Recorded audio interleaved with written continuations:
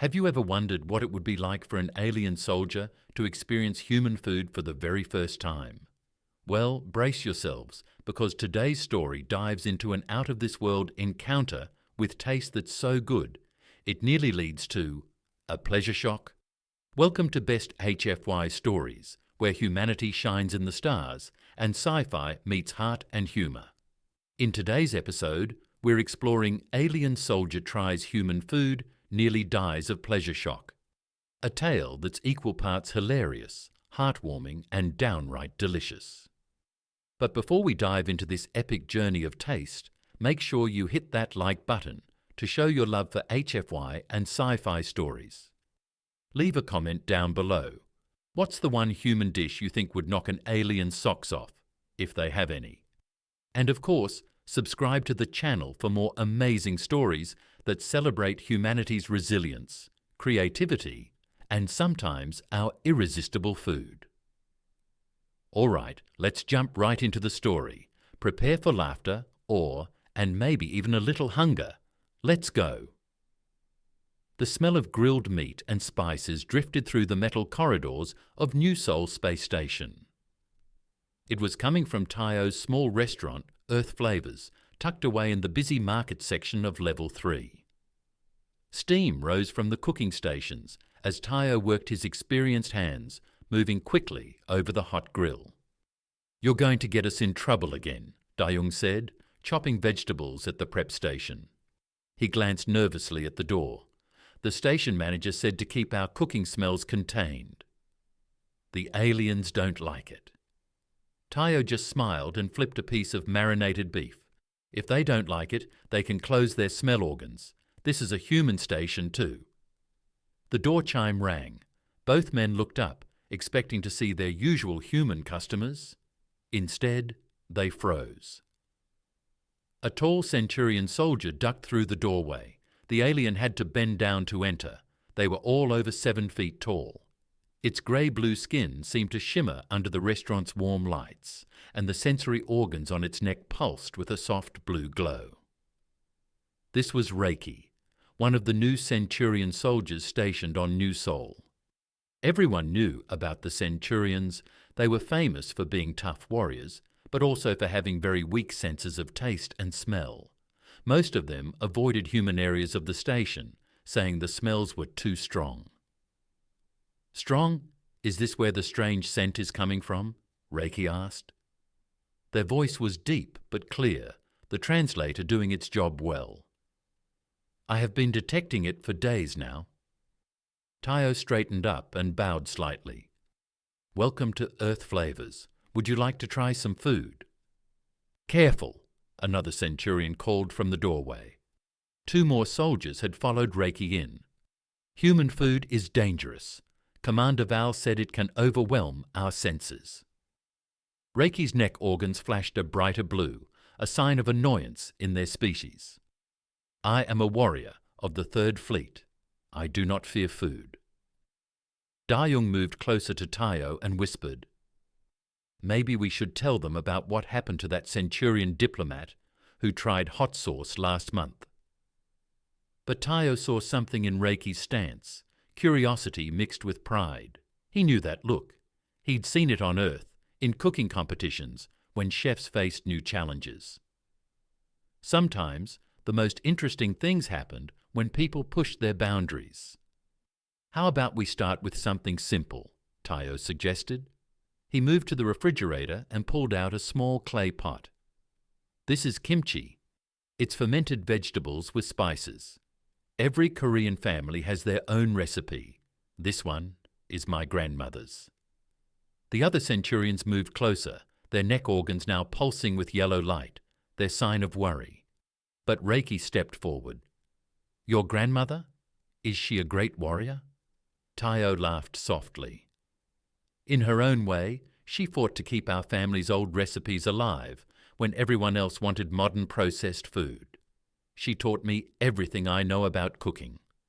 Reiki nodded slowly, seeming to appreciate this connection to tradition and family. They watched carefully as Tayo placed a small portion of kimchi in a bowl. "Your sense of taste is different from ours," Tayo explained, keeping his voice calm and professional. "So we'll start very small. Just a tiny bite to see how you react." The other customers in the restaurant had gone quiet, watching. Even the usual noise of the station seemed to fade away. Everyone knew this was something new. A centurion trying real human food, not the bland diplomatic meals they usually ate. Reiki picked up the small spoon Tayo offered. Their four-fingered hand looked strange, holding the human utensil, but they managed it well. They lifted a tiny bit of the kimchi, their neck organs now glowing a mix of yellow and blue. Worry and curiosity together, two new experiences.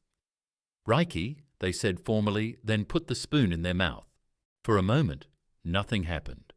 Then Reiki's neck organs blazed bright white. The story of what happened next would be told all over New Seoul Station for months to come. The bright white glow from Reiki's neck organs lit up the entire restaurant. The Centurion soldier stood completely still, spoon still in hand, eyes wide and unblinking. Their fellow soldiers stepped forward, ready to help. But then something unexpected happened. Reiki smiled. It wasn't a human smile. Centurion faces didn't work that way, but the skin around their eyes crinkled and their neck organs shifted to a deep purple color that none of the humans had seen before. "By the stars," Reiki whispered, their voice trembling slightly. This is food." Tayo nodded slowly, watching carefully for any signs of distress. "Yes, just fermented cabbage and spices. Are you feeling okay?" Reiki's voice rose with excitement. "I can taste everything. The salt, the burn, the complex flavors beneath. I never knew food could be like this." They turned to their fellow soldiers. "You must try this." But the other centurions backed away. "Reiki," one of them said firmly, "remember what happened to senior diplomat Cass? He tried human food and had to be sedated for 3 days." "That was different," Reiki argued, their neck organs now pulsing with alternating purple and gold lights, a sign of intense emotion. "That was their hot sauce concentrate. This is art." Dayung leaned close to Tayo. "Should we call the medical station just in case?" Before Tayo could answer, Reiki spoke again. "More," they demanded, pushing the empty bowl forward. "I want to try more," a murmur went through the restaurant.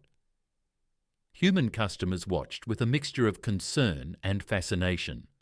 Nobody had ever seen a centurion react this way to anything, let alone food. Tayo held up his hands. "Wait, let's make sure your body can handle what you've already had. Kimchi is just the beginning. There's a whole world of flavors to explore, but we need to be careful." Reiki stood straighter, their warrior pride showing. "I am not weak.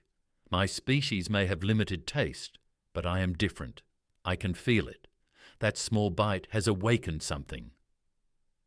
The other centurions were now sending urgent messages on their communicators, probably to their superiors, but Reiki ignored them, focusing entirely on Tayo. "Tell me," Reiki said, leaning forward over the counter, "what else does your grandmother's warrior wisdom include?" Tayo couldn't help but smile. He recognized the look in Reiki's eyes. It was the same look he'd had when his grandmother first taught him to cook, the hunger for knowledge, the excitement of discovering new flavors. "Well," he said thoughtfully, "there's bulgogi, marinated grilled beef, and sundubu jiga, soft tofu stew, japchae, stir-fried glass noodles. But each dish is a new challenge. Each flavor is more complex than the last." Reiki's neck organs glowed brighter with each dish mentioned. "A proper challenge then, like combat training, but for the senses." "Exactly." Tayo felt excited now too. "Each dish builds on the last, training your palate, teaching your senses new things." The restaurant door opened again, and this time a tall centurion in a command uniform entered. The other soldiers immediately stood at attention. But before anyone could speak, Reiki turned to their commander. "Sir, I request permission to undertake a special mission, a cultural exchange program." The commander looked around the restaurant, taking in the worried soldiers, the curious humans, and the strange little bowl that had started it all. Their neck organs flickered with multiple colours as they processed the situation. Finally, they spoke. "Explain this mission, soldier." Reiki stood at perfect attention, but their neck organs still glowed that deep, excited purple. "Sir, I believe I have discovered something that could change everything we know about our species' capabilities, and it all begins with a Korean grandmother's secret recipes." The commander's next words would determine not just Reiki's fate, but the future of human-Centurion relations on New Seoul Station. The Centurion commander stood silent for a long moment, their neck organs shifting through various colours as they thought. Finally, they spoke. "Very well, Reiki. You may proceed with this cultural investigation." But they held up one four-fingered hand. "You will do so under medical supervision." Tayo quickly grabbed his communication device. "I know just the right person," he said, sending a message to Jan at the medical station. She had studied Centurion biology and would know what to watch for. While they waited for the doctor, the commander pulled Reiki aside for a private conversation. The other soldiers remained near the door, their neck organs still showing worried yellow lights. Jan arrived quickly, her medical scanner already in hand. She was young for her position, but she had earned it through hard work and brilliant research. "Okay," she said, looking at her readings. "Reiki's neural patterns are elevated but stable. We can proceed with caution." Tayo moved back to his cooking station for the next dish. "I think we should try something warm and gentle. Dayoung, please prepare the rice." Reiki watched with intense interest as Tayo began cooking. Their neck organs had settled into a steady purple glow, but occasional flashes of gold showed their excitement. "This is called sundubu jiga," Tayo explained as he worked. "It's a soft tofu stew, very warming with subtle flavours. The spice level is low, but the taste is rich." The commander and Jan both watched carefully as Tayo prepared the dish. Steam rose from the stone bowl as he added the ingredients one by one: soft tofu, vegetables, and a light broth. "The key," Tayo said, "is balance. Each ingredient supports the others, like a well-trained military unit. Everything works together." Reiki nodded, understanding this comparison. Their species valued harmony in combat formations. Perhaps food wasn't so different. When the stew was ready, Tayo placed it carefully in front of Reiki. The steam carried the gentle aroma up, and Reiki's neck organs immediately brightened. "Remember," Jan said, holding her scanner ready, "small bites. Let each taste develop fully before taking another." Reiki lifted the spoon with careful precision. The entire restaurant was quiet again, everyone watching. Even the commander leaned forward slightly. The first spoonful went into Reiki's mouth. This time, their neck organs didn't just glow. They pulsed with waves of colour: purple, gold, blue, and colours humans had never seen before. Reiki's voice shook. "I can taste the different parts. The soft smoothness of the tofu, the rich broth, They paused, searching for words their species had never needed before. "The warmth isn't just temperature, it's comfort." Tayo said softly, "My grandmother always said good food should hug you from the inside." Reiki's neck organs flashed brightly. "Yes, it's like the feeling after winning a battle, but gentle, peaceful." They took another small spoonful, and their eyes closed in concentration. Jan's scanner beeped. "This is remarkable," she said, studying the readings. Reiki's neural pathways are adapting. Their taste receptors are becoming more sensitive, but in a controlled way. This isn't overwhelming them. It's helping them develop. The commander stepped closer to look at the scanner. "Are you saying this food is improving their sensory capabilities?" "Not just improving," Jan said excitedly. "It's like their brain is creating new connections, learning how to process these sensations. I've never seen anything like this." Reiki took another careful bite, and suddenly their neck organs glowed with pure white light again. But this time tears formed in their eyes. "Are you in pain?" the commander asked sharply. "No," Reiki whispered. "I'm happy. I didn't know food could make you happy." Tayo smiled, remembering his grandmother's words. Good food isn't just about taste. It's about feeling, about connection, about life itself. In that moment, watching Reiki discover the true power of food, Tayo knew things on New Soul Station would never be the same. The peaceful moment in the restaurant didn't last long.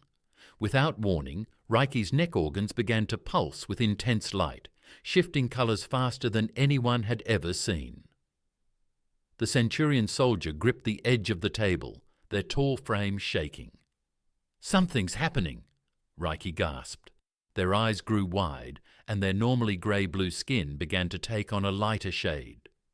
Jen's medical scanner started beeping rapidly. She moved quickly to Reiki's side, checking the readings with growing concern.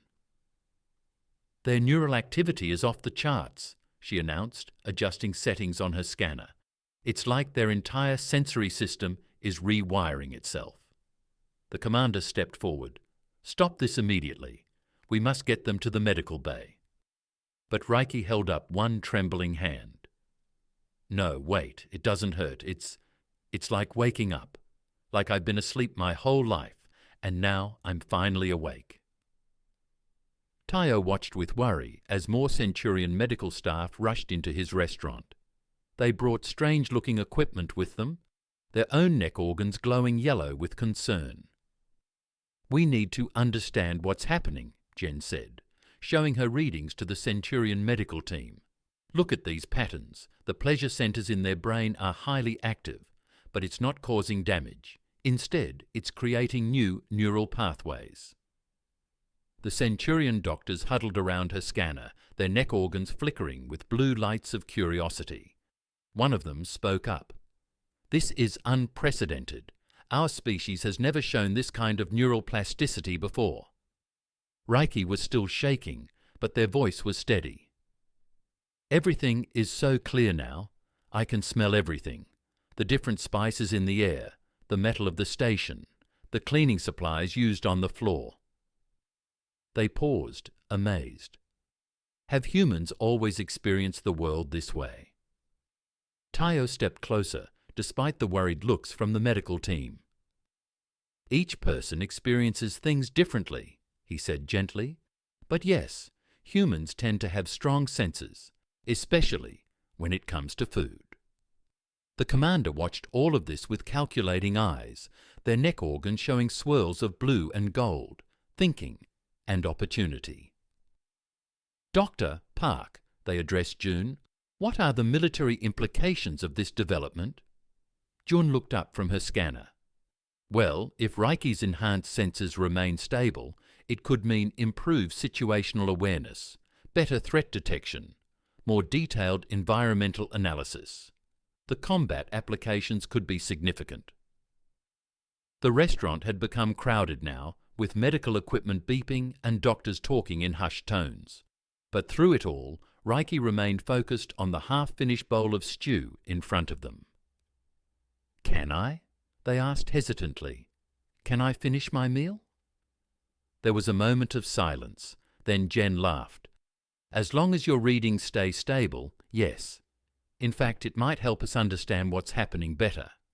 As Reiki carefully continued eating, Jen explained to the others what she was seeing on her scanner. Their brain is creating new connections, but in a very organized way. It's like the food isn't just stimulating their senses, it's teaching their neural network how to process complex sensory information. Tayo watched all of this with a mixture of worry and pride. His grandmother had always said that food could change lives, but he'd never imagined it could change an entire species. The commander made a decision. "Doctor Park, I want a full report on this development. Chef Kim, we will need your expertise as well."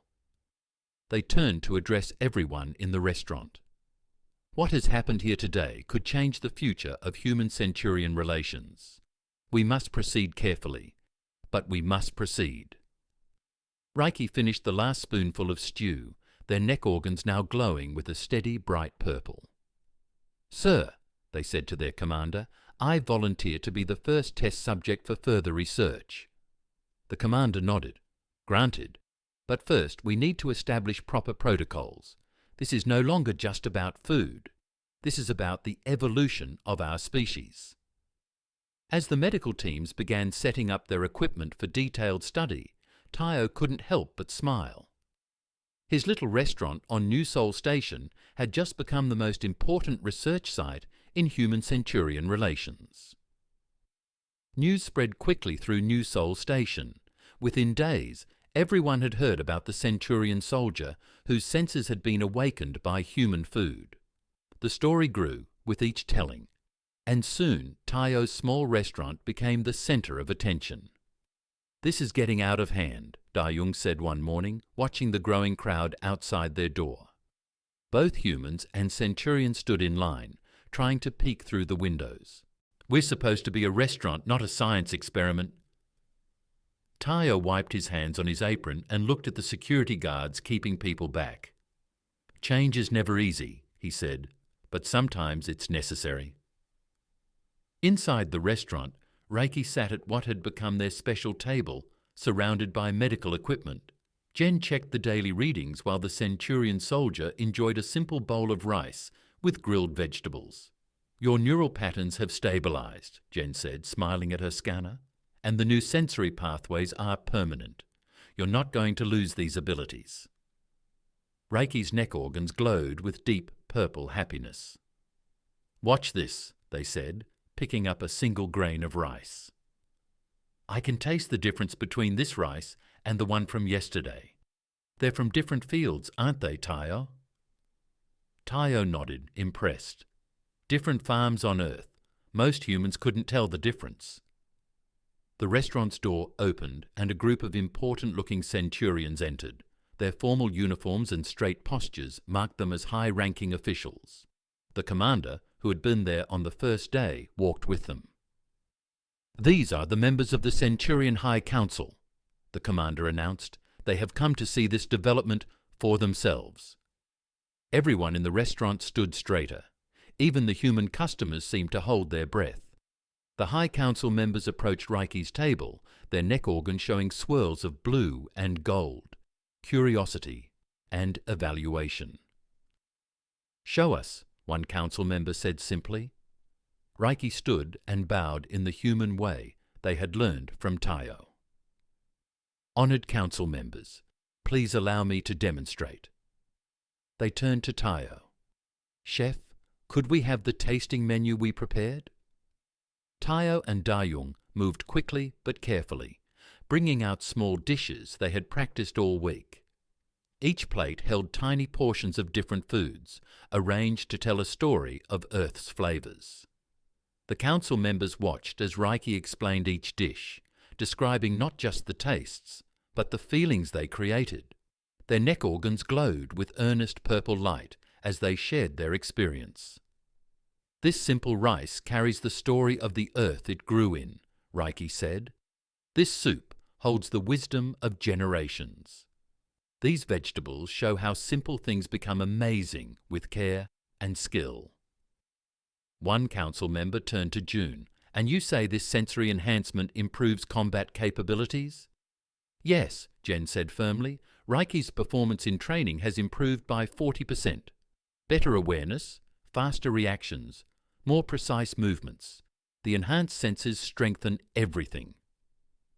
The council members' neck organs flickered with rapid colours as they discussed among themselves. Finally, the lead member spoke. "We have made a decision," they announced. "This discovery is too important to ignore. We will establish a formal cultural exchange program focusing on this culinary awakening." Tayo felt his heartbeat speed up.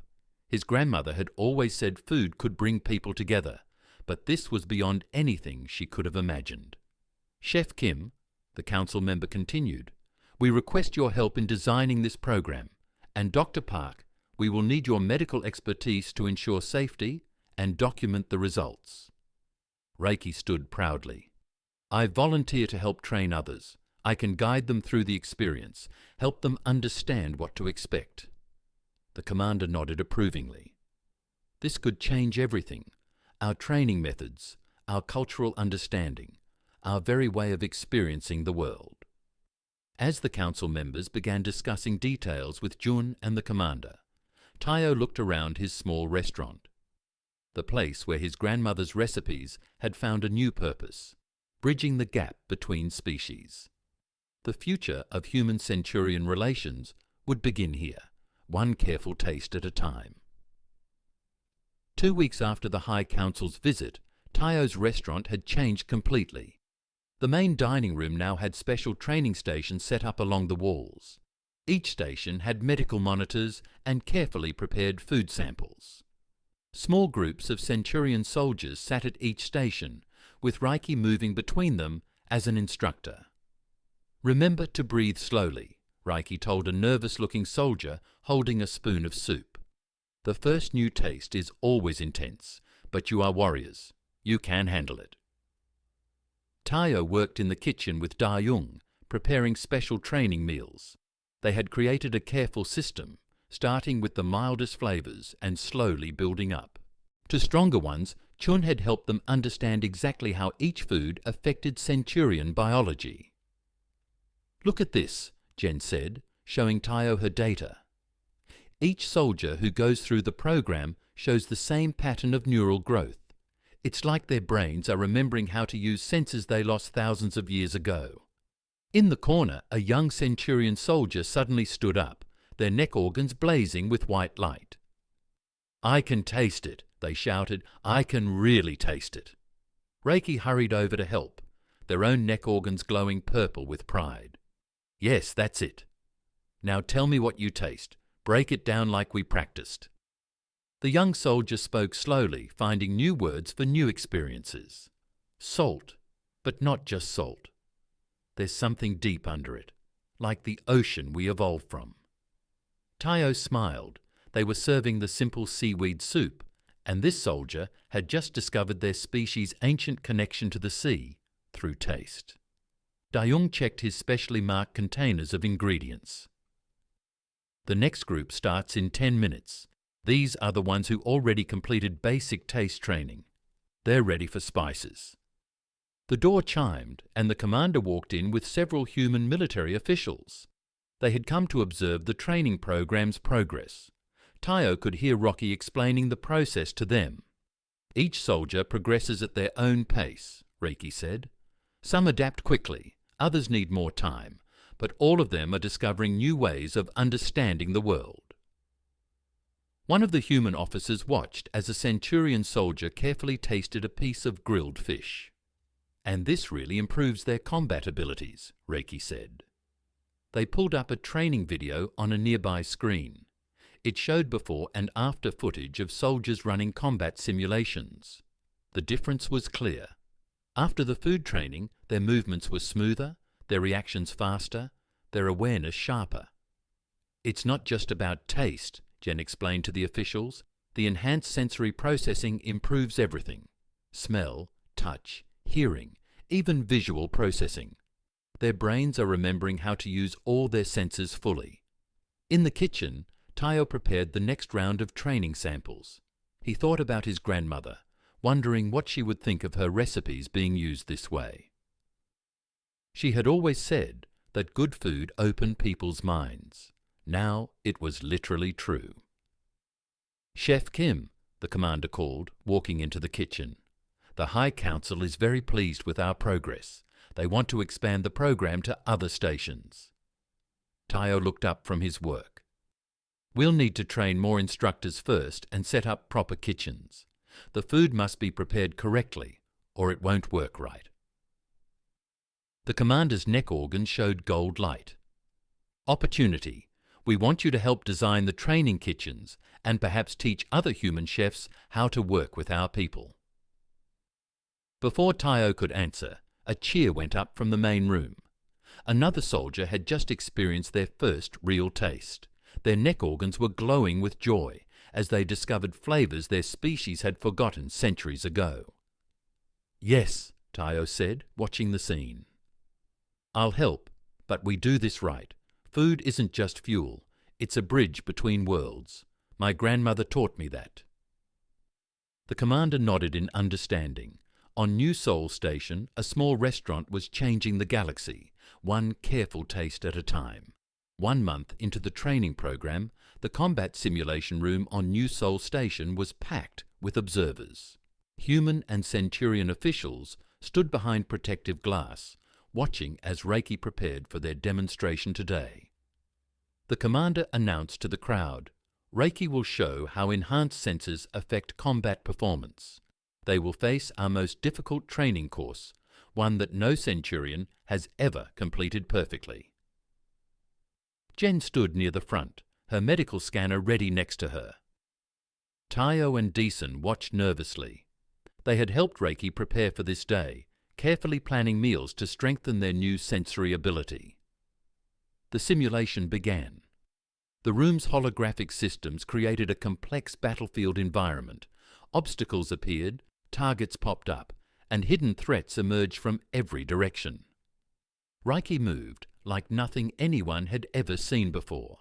Their neck organs glowed with intense focus as they navigated the course. They dodged attacks before they seemed to happen, found hidden enemies by smell alone, and moved with incredible precision. Look at these readings," Jun whispered excitedly to Tayo. "They're using all their enhanced senses together. They can smell the different materials in the holograms, hear the tiny sounds of the projection systems, even feel subtle air movements from the simulation generators." The crowd watched in amazement as Reiki completed challenge after challenge. When one target appeared behind a smokescreen, Reiki located it perfectly. When multiple threats attacked at once, they responded to each one in exactly the right way. "This is impossible," one Centurion official muttered. "Our species lost these sensory capabilities thousands of years ago. We evolved past the need for them." "No," the commander corrected, their neck organs glowing with pride. "We didn't lose them, we forgot them. And now, thanks to human food and human help, we're remembering." In the simulation room, Reiki faced the final challenge, a complex puzzle that required perfect awareness of the environment. They stood still for a moment, their neck organs pulsing with different colors as they processed everything around them. Then they moved. Each step was perfect, each action precise. They didn't just complete the puzzle, they did it in a way no one had thought possible. When the simulation ended, the room was silent. Reiki's score appeared on the big display screen, perfect, 100% accuracy, 0 mistakes. The silence broke with thunderous applause. Human officials rushed to congratulate the commander, while Centurion officials hurried to examine Jun's data. Reiki walked out of the simulation room, their neck organs glowing with calm purple light. They went straight to Tayo. "I could never have done this without your help," they said. "Before I tried your food, I was a good soldier, but now—" They paused, looking for the right words. "Now I understand what it means to be fully alive." Tayo smiled. "My grandmother always said that good food feeds more than just the body. It feeds the soul." The commander stepped forward, their neck organs showing formal gold light. "Reiki, the High Council has reviewed your performance. They want you to help establish training programs on other stations. Your success proves that this is more than just an experiment. It's the future of our species." Reiki stood straight and proud. "I accept, but on one condition," they turned to Tayo. "We need to document all the recipes properly. Future generations need to know where this all started, in a small restaurant on New Sol Station with a human chef who wasn't afraid to share his grandmother's wisdom." Jen checked her final readings and grinned. The best part, the neural changes are permanent. Once awakened, these senses stay active. Every Centurion who goes through the program will keep their enhanced abilities forever. As the officials discussed plans for expansion, Tayo watched Reiki talking to young Centurion soldiers. Their neck organs glowed with different colors as they described their journey from simple, warrior to sensory pioneer.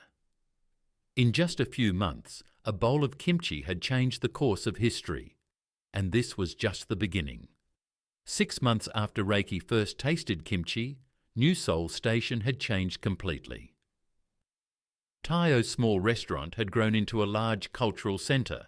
The main hall was filled with training stations, and a new kitchen took up an entire section of level 3. "Look at this," Dayung said, showing Tao the latest statistics on his data pad. "We've trained over 300 Centurion soldiers now. There are waiting lists at every station in the galaxy." Tao nodded, stirring a large pot of soup. The recipe was his grandmother's, but he had carefully adjusted it for Centurion tastes. "And how are the new training centres doing?" "The ones on Marathon Station and New Mars are already running at full capacity," Jun answered, walking into the kitchen. "The medical data is amazing. Every single Centurion who completes the program shows the same neural growth patterns we saw in Reiki." The door chimed and Reiki entered. They looked different now, more confident, more alive.